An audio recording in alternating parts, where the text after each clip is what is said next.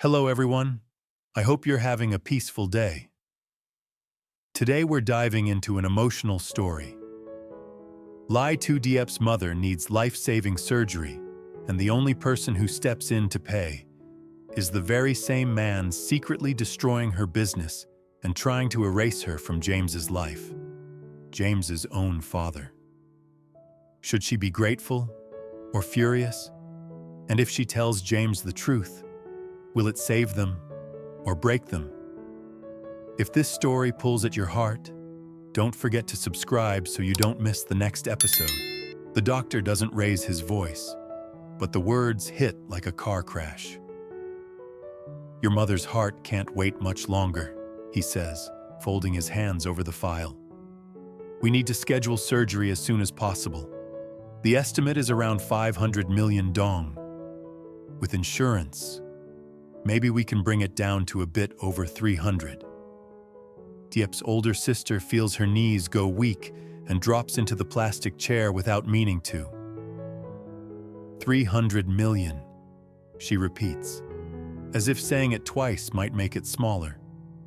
It doesn't. If we don't do it? The doctor's eyes soften, but he doesn't lie. The sooner the better. If we delay, we're not talking about discomfort anymore. We're talking about risk, real risk. In the hallway, Diep's brother leans against the wall under a flickering fluorescent light, cigarette burning down between his fingers. He can almost hear the numbers bouncing off the tile. 300 million with insurance, 500 without. Their mother's life, priced like a house they can't afford. The sister steps out, eyes red, file shaking in her hands. She needs surgery soon, she says, sitting down beside him. If we wait, the doctor says, she can't finish. She doesn't have to. He pulls hard on the cigarette, then stares at the ember like it insulted him. For a second, he wants to disappear into that smoke, into anything that doesn't require him to be the responsible one. Then he grinds the butt under his heel with more force than necessary. I'll find the money, he says, jaw tight. Arrange it. I'll call you back in a few days. Just tell them we're going ahead. She's not dying because we're poor. The sister nods, the mixture of relief and fear making her eyes shine. Sooner is better, she reminds him, repeating the doctor's words. He said the sooner, the better. I heard, he answers, voice low. I heard. He doesn't tell her the thing that's already clawing its way into his mind. The one person he knows who can make 300 million appear with a phone call. James's father. As soon as she walks back to their mother's room, he pulls out his phone. His thumb hovers over James's name and moves past it like it's touching something sacred. Instead, he scrolls to a different contact. The one labeled only with initials. He doesn't even get a chance to speak first. Have you made a plan? The older man asks, voice smooth as glass. No hello, no small talk. Everything arranged? The brother swallows. About what we discussed before, You need money, James's father says, like he's talking about the weather. For your mother's surgery. 500 million, is that right? Or 300 with insurance? The brother's blood runs cold. How did you? I make it my business to know, the man replies. Listen carefully. You help me, and I help you. I can cover the entire surgery, quietly, no debt, as long as you keep your end. The brother looks at the crushed cigarette under his shoe, at the ash smeared against the hospital floor. The smoke still hanging in the air feels like his own shame. What exactly do you want me to do now? He asks, even though part of him already knows. Hurry and deploy what we started, James's father answers. No more delays. I want Diep completely out of my son's life. Emotionally, financially, socially. You help push the last pieces, and the surgery is taken care of. Consider it a family helping a family. Family. The word tastes like iron. And if I say no?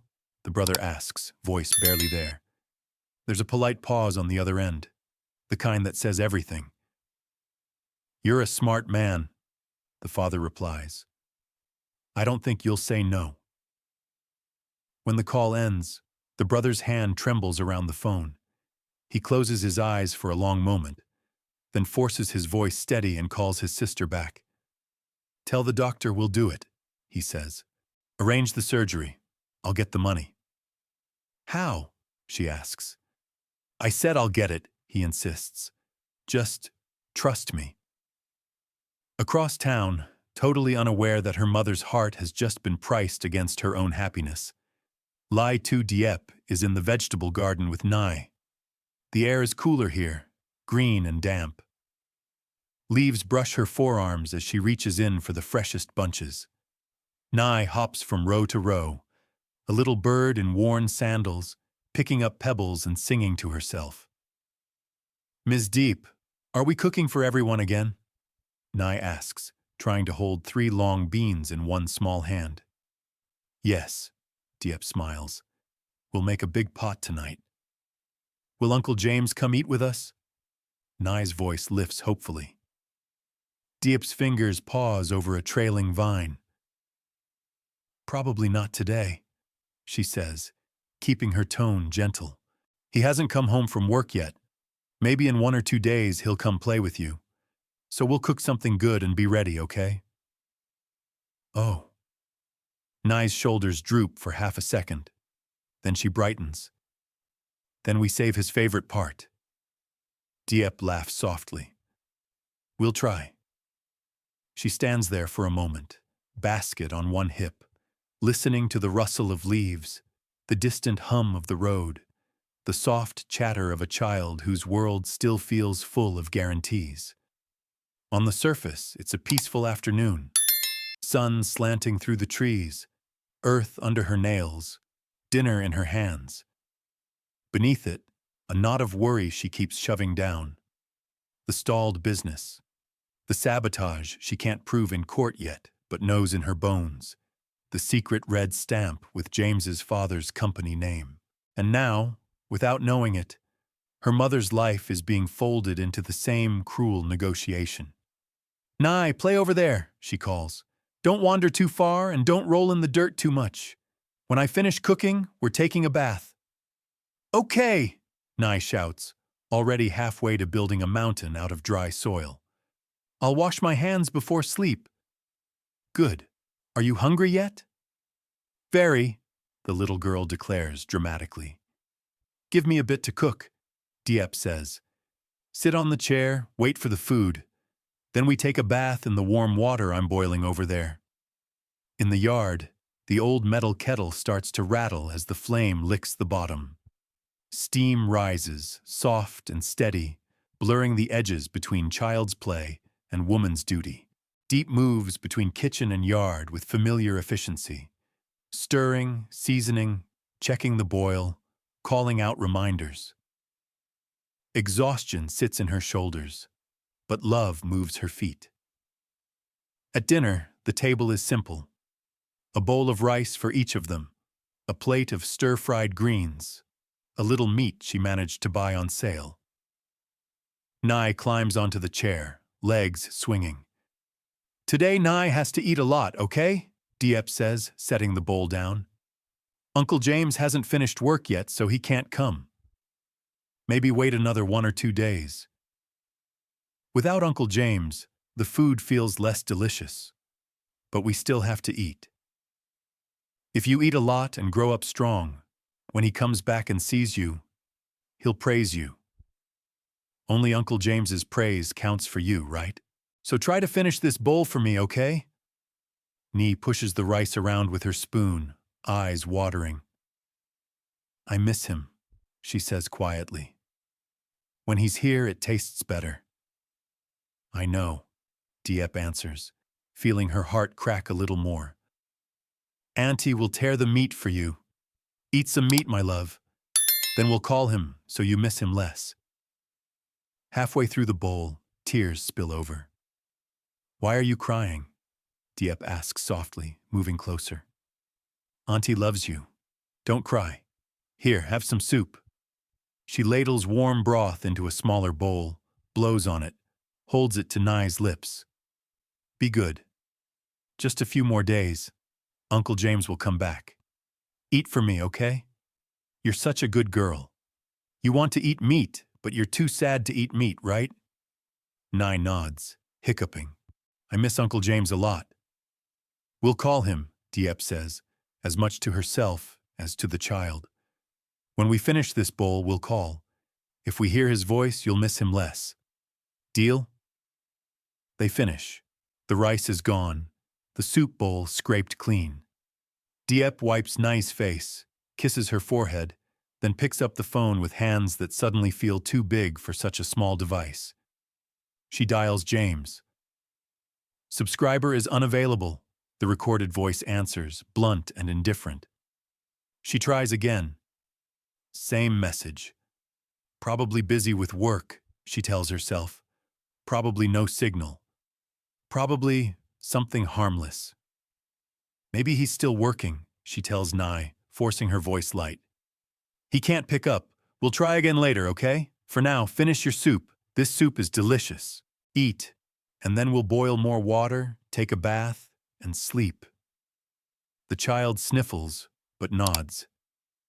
Diep tucks a tear-damp strand of hair behind her ear and holds her a little tighter than usual. The phone sits on the table, dark and quiet, a piece of plastic that suddenly feels like the whole distance between their lives. Hours later, when the house is finally still, Diep kneels by the side of the bed and prays the way her mother taught her. God, she whispers, fingers clasped, eyes burning. I don't know what's happening with James these past few days. I feel so uneasy. Please keep him safe. Keep my mother safe. Give us peace and health according to your arrangement. Her voice cracks on the last words. She stays there a long time, breathing, listening to the small night sounds. The ticking pot, the far-off dog, Nai's soft snore. In the early gray of morning, she boils water again. This time for washing up, not cooking. Come on, brush your teeth, she calls gently. Wash your face, then we'll eat noodles and go to school. Ms. Diep, can I skip school today? Nai asks, still half inside her dreams. Why? Diep smiles faintly. You know you have to go. If you go to school, study well, you'll have a good future. Remember? Nai frowns, chewing on the idea. I remember. Every weekend when you have a day off, I'll take you out to play, Diep promises. So today, try your best, okay? Eat first, then I'll take you to school. Okay, the child finally agrees. As she watches Nai slurp noodles, hair mussed, eyes still heavy with sleep, Diep feels the same two lives tugging at her again. The ordinary one she's fighting so hard to preserve, and the darker one swirling around them like a storm she hasn't named aloud yet. She has no idea that, while she's packing a small school bag and tying tiny shoelaces, James's father is already awake, already dialing, already tightening ropes she can't see. And that somewhere in the city, her brother is staring at a bank transfer notification, enough to save their mother's life, and wondering if the price he agreed to pay will destroy his sister's. The money lands in his account with a vibration that makes him feel sick. Transfer from Than Gia Wood and Son Co. Amount 300,000 D note. For mother's treatment. The brother sits on the edge of the hospital stairwell, screen glowing in his palm, stomach churning. 300 million. Enough to schedule the surgery. Enough to save his mother. Enough to tie a noose around his conscience. He knows exactly whose company that is. James's father didn't even bother to hide it behind another name this time. Maybe he thinks he doesn't need to. His phone rings again. "Have you received it?" James's father asks, casual, as if they're talking about a small delivery. "Yes," the brother answers, voice dry. "Good. Tell your sister to set a surgery date. Your mother should not wait. Remember who made that possible when you get tempted to hesitate." "Hesitate about what?" he asks, though he already knows. "So about finishing what we started," the man replies. "She's still in my son's life. She's still calling him, still feeding him ideas, still clinging." His tone hardens just a shade. "I want her so tired, so cornered, that walking away feels like her own idea, understand?" The brother closes his eyes. Images flash. Diep in the garden, hands gentle on the leaves. Diep at the market, laughing with customers. Diep coaxing Nye to eat, voice breaking on James's name. "You've already closed one door," he says quietly. "Do you really need to close them all?" "I need my son free," the father answers. "If you want your mother alive, we are past philosophical questions. Deploy the rest." When the call ends, the brother stares at the transfer notification again, saving one parent by helping destroy the woman his future brother-in-law loves. It feels like a trade only the devil would offer. He presses his palm hard over his eyes and whispers, "I'm sorry," to no one in particular. That afternoon, Diep is chopping vegetables when her sister calls, voice bright in a way it hasn't been in weeks. "Diep, we got the money!" Diep nearly drops the knife. "Money? What do you mean?" "For Mom's surgery," her sister gushes. "Someone helped. A sponsor. I don't know exactly who. Your brother handled it. But the hospital has the confirmation. We can schedule the operation." For a second, pure relief floods Diep's chest, washing every other feeling away. "We can really do it," she whispers. "Soon?" "Yes," her sister says, laughing and crying at the same time. "Doctor said next week if we like. I'm going over later to sign. Come if you can." "I'll be there," Diep promises. When the call ends, she leans on the counter, heart beating hard. Her mother, her stubborn, gentle mother, who still calls her my little girl when she's washing dishes like a woman twice her age. The idea that they might lose her has been a quiet nightmare in the back of Diep's mind for weeks. Now suddenly, there is a path, a way through. But somewhere beneath the relief, a cold finger of suspicion traces a line. Someone helped. A sponsor. Your brother handled it. She thinks of the red stamp on the district document. Workshop account, Than Gia Wood and Son Co. The way the clerk wouldn't meet her eyes.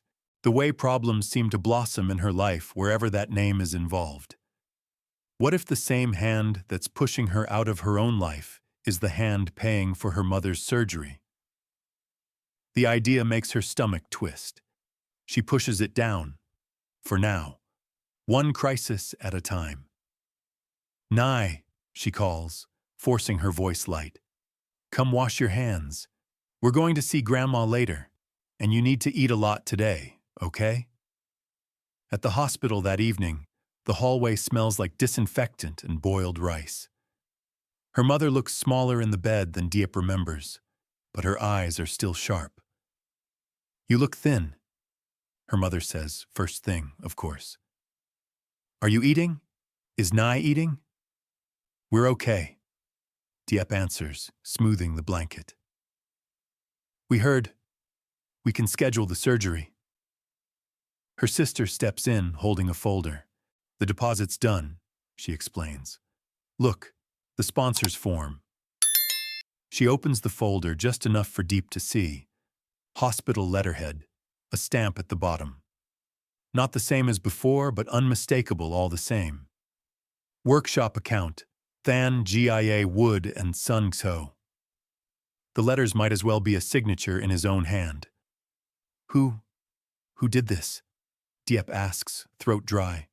Her brother clears his throat. A friend of a friend, he says quickly. Someone who owed me. Doesn't matter who. What matters is Mom gets the surgery. Her sister nods along. We should be grateful, she says. This kind of help doesn't fall from the sky. No, Diep thinks. It falls from a man who thinks he can buy and sell people's lives with the same pen. Grateful, she repeats. Because what else can she say in front of their mother? Yes, of course. Her mother takes her hand. Don't frown like that, she scolds gently. God uses strange roads to help us sometimes. Maybe, Diep thinks, or maybe the devil knows how to disguise himself as a blessing. That night, after Nee is scrubbed pink and sleepy from her bath, Diep sits at the small table and stares at the documents spread out in front of her. 2 different forms, 2 different offices, the same company name at the bottom. One connected to her losing her place in the market. One connected to keeping her mother alive. Same man. 2 completely different kinds of power. Miss Diep, Nee mumbles from the mattress. Can we call Uncle James now? Diep closes her eyes. Let's try, she says. She dials. The line rings twice, then goes to that too familiar recording. Subscriber is currently unavailable. Nye's mouth trembles. He doesn't want to talk to us? No, Diep rushes to say. He's probably in a place with bad signal or still working. Remember last time? He called when we were eating and surprised us, right? Maybe he's saving up his call for a big surprise. Nye sniffles. I want him to tell me to eat a lot, she mutters. Like last time. He said I'd grow tall. Diep swallows the lump in her throat. He'll say it again, she assures her. Soon. After Nye finally drifts off, clutching her bunny, Diep pulls out the half-written letter to James she hid in the cookbook, the one where she began to tell him everything. Tonight, she adds a new paragraph. Your father's name is on the papers for my mother's surgery, she writes, the pen shaking. He is paying to keep her alive while paying to push me out of your life. I don't know how to hold those 2 truths at the same time. I don't know how you will either. She stops, stares, then she adds another line. Is it fair to ask you to choose? Is it fair not to? Her chest aches. She can almost hear how his breathing would change if he read those words. The silence that would fall on the line. The crack between the boy who loves his father and the man who loves her. She folds the letter again, not sending it. Not yet. The next day, the brother comes by with a bag of fruit and eyes that won't sit still. Mom's surgery is scheduled for Tuesday, he says. Doctor says chances are good if there are no complications. That's soon, Diep replies. Thank you for arranging it. He looks at her for a long moment. Are you angry? He asks quietly. She could lie, smile and say, of course not. Pretend she doesn't know whose stamp is on their miracle. Instead, she chooses something in between. I'm grateful, she says slowly. And I'm also not blind. He flinches. Do you think it was free? She asks. This help? He presses his lips together. Sometimes life doesn't give you pure choices, he says. Sometimes every road is dirty, and you pick the one that saves the most people. Diep laughs once, bitter and soft. Saves the most people or pleases the loudest one? Diep, he starts. She holds up a hand. I'm not going to yell at you, she says. You're trying to save our mother. I understand that. I would make ugly choices for her too. But don't ask me to pretend I don't know who's tightening the rope around my neck while he loosens the one around hers. He looks like he's going to say something. Maybe defend James's father. Maybe apologize. But in the end, he just nods. shame written in the lines around his eyes. "If you ever need me to tell the truth," he says quietly, "I will. Even if it hurts." She arches a brow. "To who?" He hesitates. "To James," he says at last, "if it comes to that." After he leaves, those words echo in her kitchen, "if it comes to that." That night, the wind is stronger than usual. It rattles the thin window frames, blows smoke from neighboring stoves into their yard, makes the little house feel smaller than ever. After dinner, Nye curls into Diep's lap, heavy with rice and sleep, and whispers, "When Grandma comes home, will Uncle James come back too?" Diep kisses her hair. "I hope so," she says honestly. "Do you think he knows?" Nye asks around a yawn. "That we're having a hard time?" The question hits harder than she expects. "I don't know," Diep answers. "Maybe not yet." She tucks Nye into bed, turns off the light, and sits in the dim glow from the yard, phone in hand.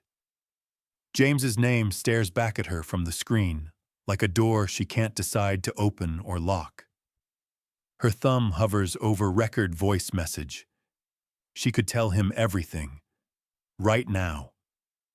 Send him the photo of the stamp, the hospital form, the district paper, draw a straight line between his father's company and every piece of ground that's been pulled out from under her feet. She could say, "I love you. Your father is hurting me. What are you going to do about it?" She could say nothing. Protect him from the ugly truth a little longer. Let him keep believing she's just restructuring her life, resting, changing niche, like he keeps gently suggesting. Neither choice feels clean. She clicks on the microphone. Her heart bangs in her ears. "James," she starts, then stops, deletes it. She tries again. "Something happened with my mother's surgery," she says, voice barely above a whisper, "and with your father." Silence stretches for 3 seconds. She hits delete again. The third time, she doesn't press record at all. She just whispers into the quiet room, "I don't know which version of the truth you can survive." Outside, a motorbike passes, then another. Somewhere, a dog barks. Somewhere else, a man who believes he's done the right thing for his son and a silly girl from the market, pours himself tea and sleeps well. Diep places the phone face down on the table, lays her hand over the letters and documents she's hidden there, and closes her eyes. In the space between her inhale and exhale, the questions crowd in. When her mother is wheeled into surgery, will gratitude drown out the anger she feels toward the man who paid the bill? When James finally returns, will she meet him with the quiet smile of a woman who kept the peace, or the steady gaze of a woman who brings him the truth, no matter how much it costs her? And when James's father realizes she knows exactly what he's done, will he back down or push even harder? For now, there is no answer. Only a woman sitting in a small house, holding on to her child, her mother, and the last pieces of her own dignity, wondering how much more love can stretch before it snaps. Tomorrow, she tells herself, after the surgery, after one more good day, after one more night of sleep. Tomorrow, I will decide whether to stay quiet or finally let the truth speak for itself. Lie to Diep's world is pulled in two opposite directions at once. A doctor calmly explains her mother needs urgent, expensive heart surgery, 500 million VND, or about 300 million with insurance. Her brother, desperate, accepts secret money from the only man powerful enough to help, James's father. The transfer saves their mother, but the stamp on the hospital papers exposes the truth. It's the same company name tied to the quiet sabotage of Diep's business and market stall. While James gently encourages her to see it differently and not blame herself, He has no idea his father is both paying for her mother's surgery and quietly trying to push her out of his life. Diep is torn between gratitude and rage, love and self-respect, wondering, should she stay silent to protect James, or finally show him the proof that could shatter everything?